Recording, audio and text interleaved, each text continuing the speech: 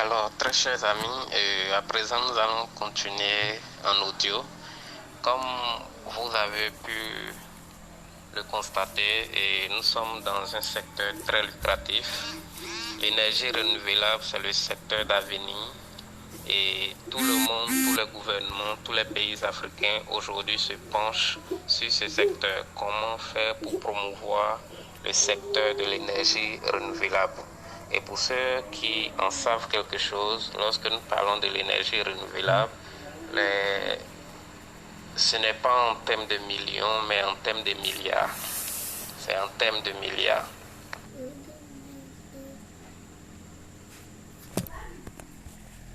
Ok, nous passons à l'étape suivante.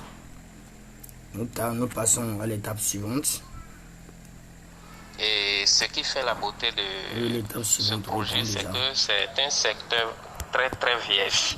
D'accord? Très très vierge en ce sens que toutes ces sociétés, toutes ces entreprises qui sont dans le domaine de l'énergie renouvelable aujourd'hui sont généralement des importateurs de panneaux, de kits solaires, d'accord, qu'ils revendent aux ménages ou aux entreprises qui les installent pour les utiliser.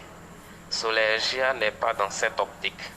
Solergia est dans l'optique de transformer les déchets ménagers en électricité et en biogaz, c'est-à-dire du méthane.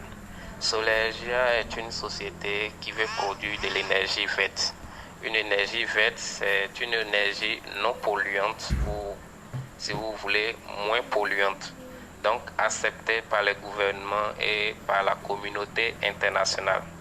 Ce qui permettra à Solergia d'obtenir non seulement beaucoup de financement, d'apport financier de la part du national que de l'international, mais également de permettre à la population d'avoir de l'énergie à moindre coût.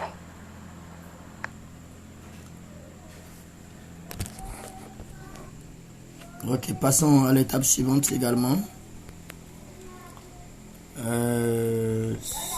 L'énergie fossile que nous utilisons aujourd'hui pour sa production nécessite beaucoup de moyens, d'accord, parce qu'il faut l'installation, il faut tous les équipements. Mais avec l'énergie renouvelable, c'est le soleil. Il suffit simplement de faire une installation et de profiter de cette installation sur des dizaines et des dizaines d'années. D'accord?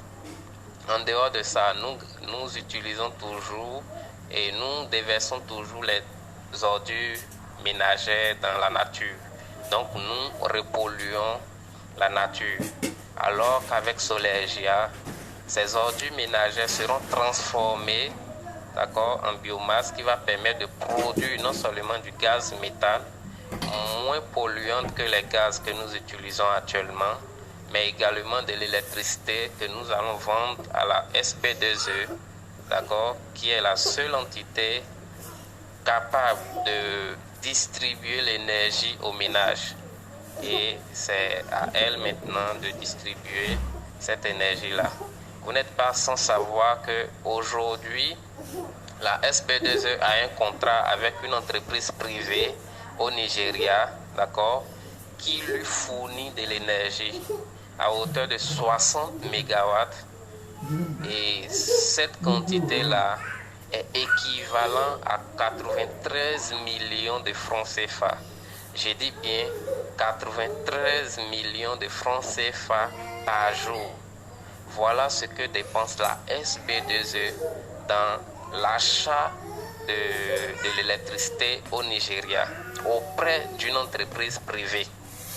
Alors, imaginez un instant que Solergia, d'ici 3 ou 5 mois, arrive à faire toutes les installations qu'elle a à faire et commence à produire l'électricité. D'accord?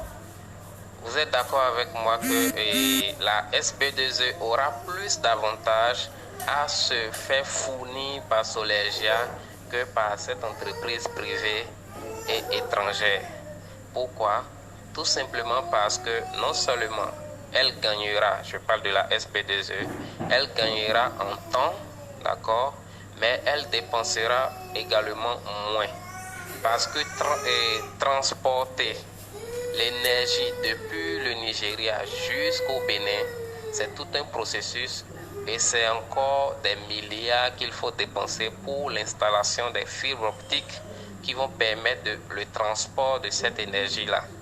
Et ça fait aussi un manque à gagner pour la SB2E.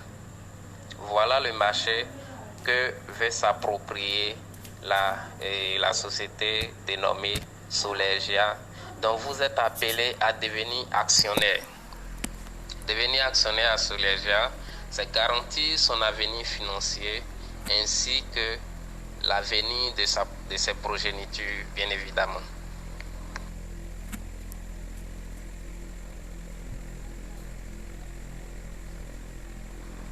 Alors, beaucoup de démarches ont été déjà menées.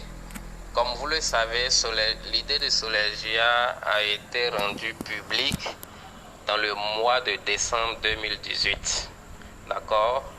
Et en décembre, déjà vers fin décembre, les premières actions, les premières parts d'action ont été libérées sur le marché et la valeur de l'action était à 1150 francs la part. D'accord? Ceux qui ont eu vent de cette information ont pu s'acquérir des actions, ont pu acheter des actions.